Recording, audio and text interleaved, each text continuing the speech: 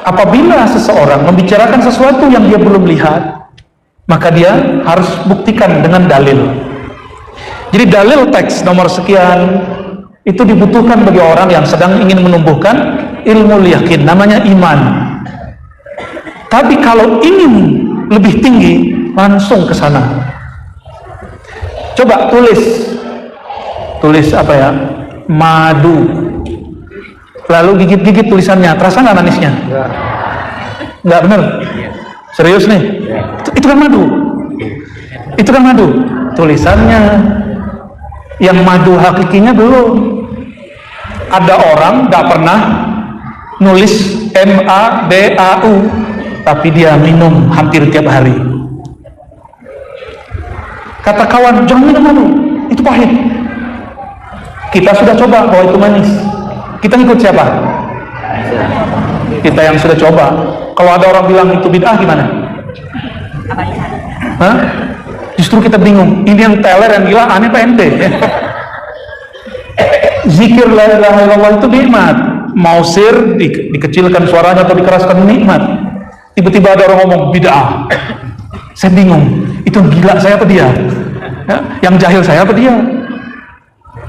Dan sedihnya ada seseorang, dia belum menikmati la ilaha illallah, lalu ada orang membid'ahkan zikir la ilaha illallah berjamaah, dia ikut-ikutan. Kenapa? Karena belum menikmatinya. Ya.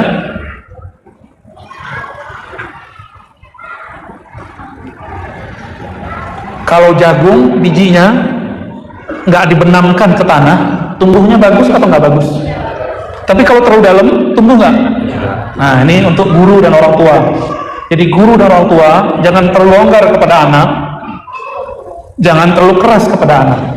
Kalau terlalu longgar, si anak mau eksis sebelum waktunya. Maka si bocil itu minta motor, umurnya baru 6 tahun. Kalau Adimas, anaknya berapa tahun? 4 bulan. Oke, ada yang 12 tahun nggak? 9 tahun. Kalau minta motor dikasih nggak? Nggak sayang anak. Sayang anak loh. Ternyata kalau orang tua menahan pemberian kepada anak, itu karena sayang kepada anak. Benar nggak? Allah lebih sayang kepada kita daripada orang tua. Jika Allah menahan satu doa belum dikabulkan, usaha belum sukses, berarti Allah tahu engkau jika diberikan kesuksesan, engkau akan lupa, engkau akan celaka. Siapa murid Nabi Musa yang kaya lalu pura-pura nggak kenal Nabi Musa? Namanya siapa? Korun. Makanya anak kecil sekarang kalau gali-gali tanah cari harta karun. Si Korun tenggelamnya di Mesir, nyarinya di Soreang, ketemu nggak? Nggak ketemu.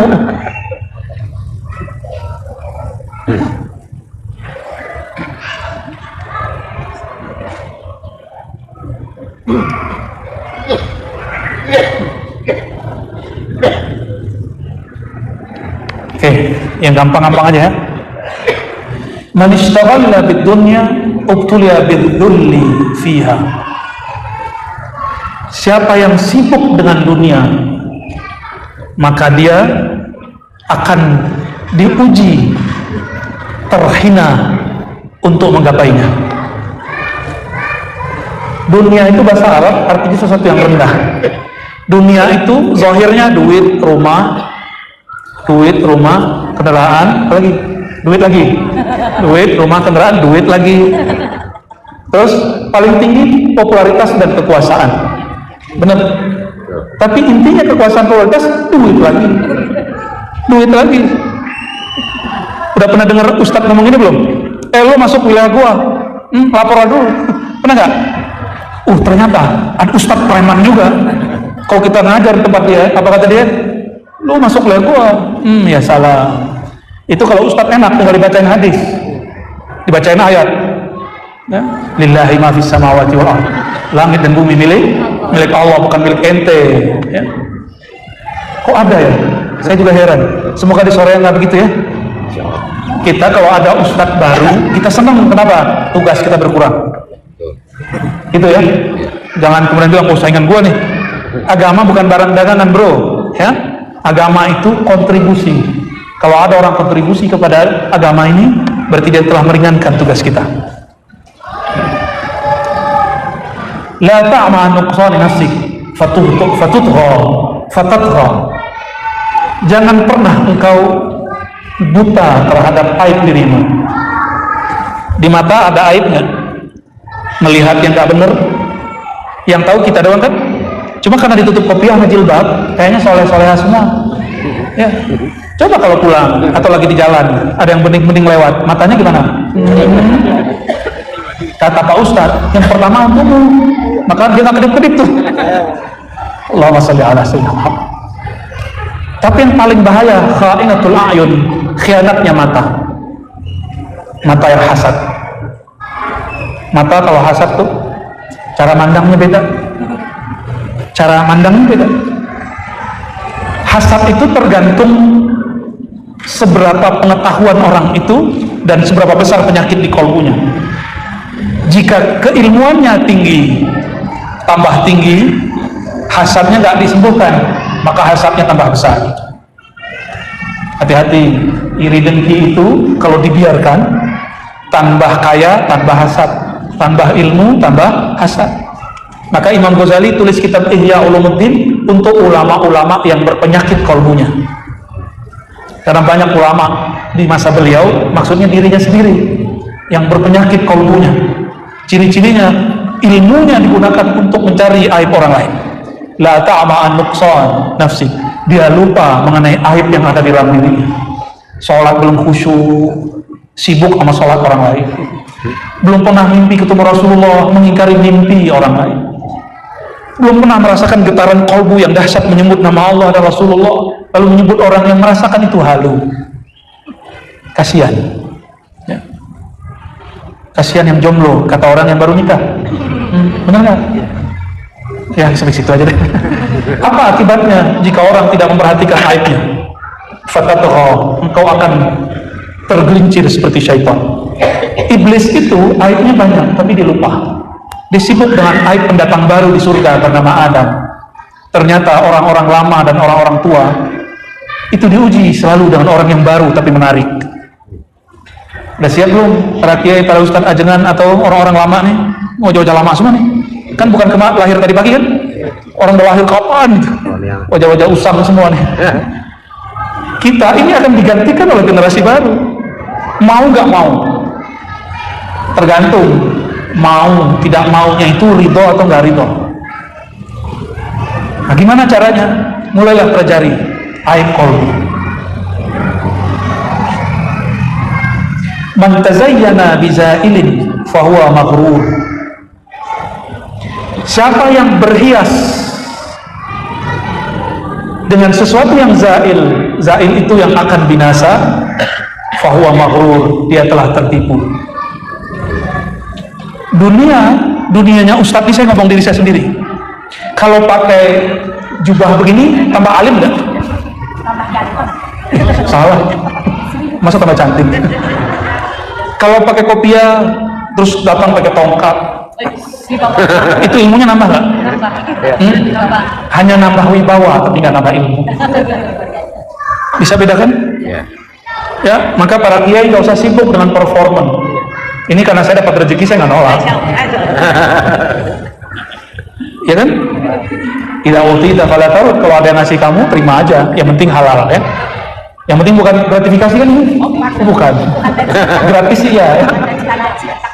Alhamdulillah, istri saya nanti cemburu. Oh gitu. Allahumma sholli ala sayyidina. Orang yang berhias dengan gelar LC, MA, doktor, PhD, kiai haji, apalagi ada MM, apa tuh MM? Mewek mulu. Itu gelar laku nggak masuk kubur? Walaupun ditulis di batu nisan Prof. Doktor, kompor, nggak laku. MM nggak laku. LC nggak laku. Lulusan Ciwidey nggak laku. Ziarahnya ke Fir'aun ya? Oh enggak. Karena banyak yang LC pulang-pulang membid'ahkan ziarah. Tapi dia suka ziarah ke Fir'aun, pasang status di belakangnya ada sting. Gitu. Stingnya di sini terus dia begini. Allahumma sholli ala Muhammad. Orang yang membangun dirinya dengan sesuatu yang akan binasa, sesuatu yang tidak pernah kekal, dia sedang tertipu. Ini curhat tapi ini berkaitan dengan ini. Dulu saya kalau mau ceramah, jenggot itu dipanjang-panjangin, ditarik-tarikin kalau perlu keluar, supaya disebut ustaz. Serius. Ya. Kalau sudah terus apa? Bajunya pakai gamis atau pakai sarung, pakai rapi-rapi. Di sini ada rida. Ngomongnya agak di Arab-Arabkan sedikit. Assalamualaikum warahmatullahi wabarakatuh. Alhamdulillahirabbil alamin. Dulu begitu. Saya kira dengan begitu orang akan percaya saya adalah ustaz. Waliullah namanya, waliullah. Baru dengar malam ini Pak, waliullah. Ternyata nggak efek. Jamaahnya dari dulu 3, 4, 5, paling banyak 15. Kenapa? Istilah Arabnya kebanyakan. Akhirnya jamaahnya hanya mengarab maklumi. Istilah Arab semuanya. Ini ya akhi, sesuatu yang bid'ah hasanah, bid'ah sayyi'ah. Jemaahnya lebih suka, ini apa? Dalam mustalah Arabiyah, ini sesuatu yang mamnu' mahzur fi syariah. Itu istilah, semuanya akan hilang. Jamaah itu nggak akan menganggap kita ustaz karena istilahnya Arabiyahnya terlalu.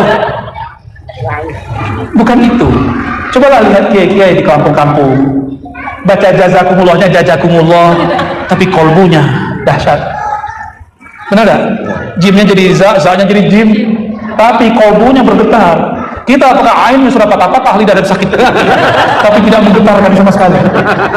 Saya ketemulah kiai di pelosok Jawa, ngomong medok, baca baknya sangat fasih. Bismillahirrahmanirrahim. Haknya itu agak lebih fasih lagi, rokim. Tapi jika dia menjelaskan satu teks, dia ngomong pakai bahasa Jawa, tapi hati saya kok enak dengarnya. Ternyata dia tidak hanya ngomong dengan bahasa Jawa, dia mengikut sertakan bahasa kolbu. Itu yang mahal. Ya. Jadi gaya-gayaan kalau mau ceramah itu tidak kekal. Yang kekal itu ilmu, karena ilmu milik Allah. Oke, jadi jangan sibuk dengan performa. Tapi boleh nggak pakai baju yang bagus? Senang banget harus. Satu kali sahabat bertanya, wahai Rasulullah, aku paling senang pakai baju yang bagus. Apa kata Rasulullah SAW?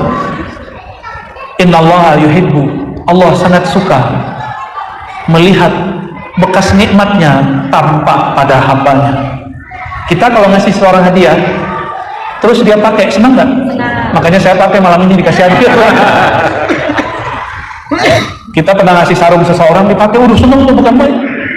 Senangnya bukan main. Walaupun cuma dipakai sekali. Maka Nabi SAW, tapi jangan antum amalkan ini ya. Ketika diberikan baju oleh seseorang, dipakai jubah. Dipakai, belum lama dipakai, tahu ada yang berdiri, ya Rasulullah, dengan nama Allah aku mohon bajumu, baju engkau. Nah, itulah. Ini nggak boleh diamalkan. Suka-suka aja ya. Lalu apa yang Rasulullah katakan? Baik, saya duduk sebentar. Ingin menyenangkan yang beri. Akhirnya jubah itu diberikan kepada siapa? Orang yang minta. Tapi dia dibully oleh para sahabat. Karena sahabat cinta dengan Rasulullah. Apa kata mereka? Kamu ini nggak punya perasaan. Tuh, nggak punya perasaan.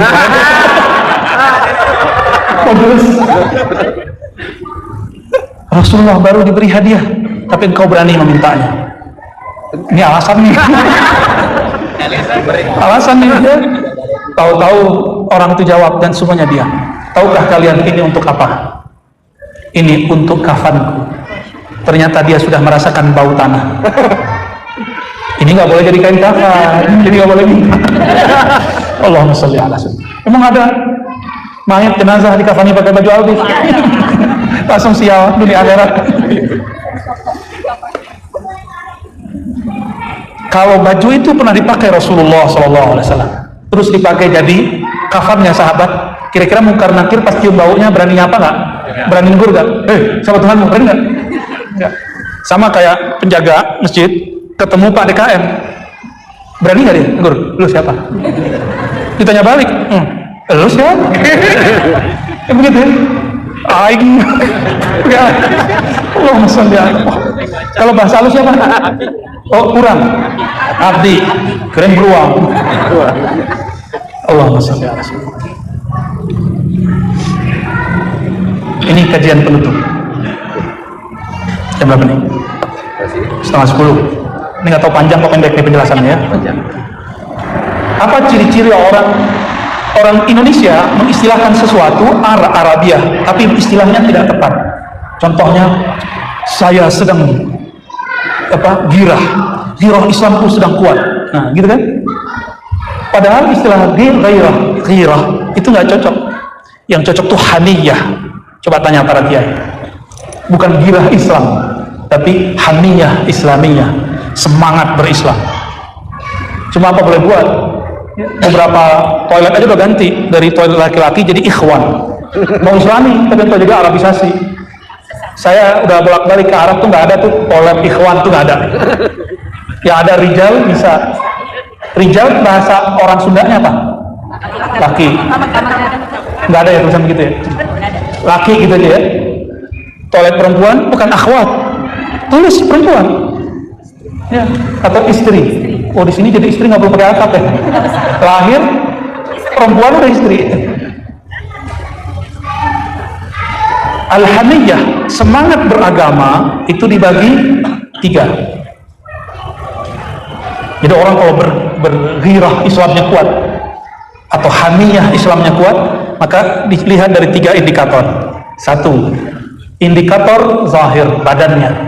Al-haniyah fil abdan tarkul mukhalafah bil jawarih. Orang yang terlihat bergairah Islamnya, ciri lahiriahnya, tubuh ini dia tidak biarkan mendurhakai Allah Subhanahu wa taala. Itu ciri-cirinya. Artinya mulai mengurangi maksiat, baik di keramaian ataupun ketika sendiri. Ujian iman itu kalau sendiri sama mojok berdua. Itu ujian iman. Jadi cek orang beriman bukan lagi di masjid, tapi ketika dia sendiri.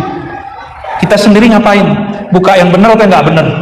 Itu pencirian imannya kuat atau tidak kuat. Dan yang kedua, hamiyah fil qulub, girah di dalam qalbu, hati. Apa ciri-cirinya, indikatornya? Tarkur rukun ilal aghyar.